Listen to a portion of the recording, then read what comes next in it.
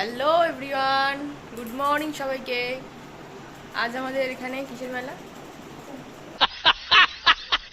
হ্যাঁ, চণ্ডীতলার মেলা। আজ যখন এখানে শ্বশুরবাড়ি এখানে চণ্ডীতলার মেলা, তাই খুব সকাল সকাল উঠে পড়েছি এবং বাড়ির সমস্ত কাজকর্ম সেরে আমরা রেডি হয়ে গেছি চণ্ডীতলা মেলায় যাওয়ার জন্য। এই যে রেডি হয়ে গেছি চণ্ডীতলা মেলায় যাওয়ার জন্য। চলো যাওয়া যাক।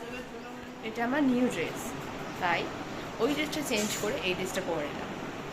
ভুলেই গেছিলাম যে এই ড্রেসটা আছে আলমারিতে, তাই আবার চেঞ্জ করলাম ঝট করে আর রেডি হয়ে গেলাম আবার। এই যে মামা ঘুমিয়ে পড়েছে।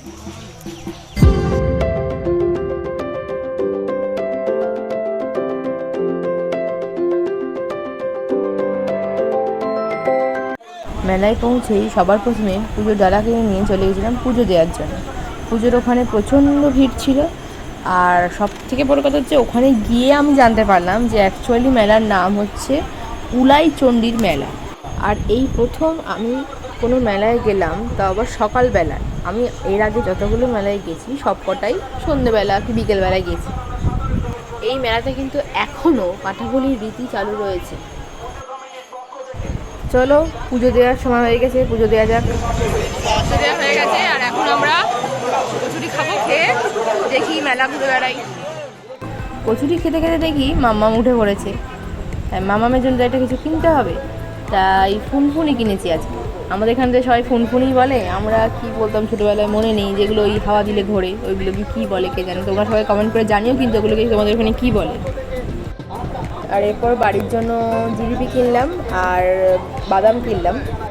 দেখো সকাল 7টার সময় এই মেলাতে কি প্রচণ্ড ভিড়। এখানে নাকি রাত থেকে লোক আসতে থাকে, রাত প্রায় 3টে থেকে এখানে লোক আসে, এখানে পাঠাবলি দেখে সবাই। আমরাও এসেছিলাম পাঠাবলি দেখার জন্য, কিন্তু খুব দেরি করে ফেলেছিলাম, তাই পাঠাবলি সব হয়ে গেছিলো। আর একটু সকাল সকাল আসলে হয়তো দেখা যেত। প্রচণ্ড গরম ছিল মেলায়, তাই মামামের বাবা মামাকে কোলে নিয়েছিল, আর মামামের বাবা মামামের পাখা দিয়ে হাওয়া করছিল, আর আমি তো ভিডিও করছিলাম আর এনজয় করছিলাম।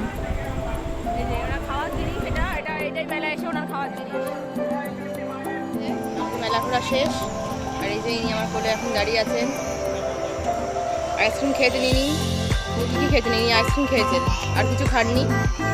এই যে হ্যালো বলে দাও মাম্মা, মাম্মা বলে দাও হ্যালো। হ্যালো মাম্মা।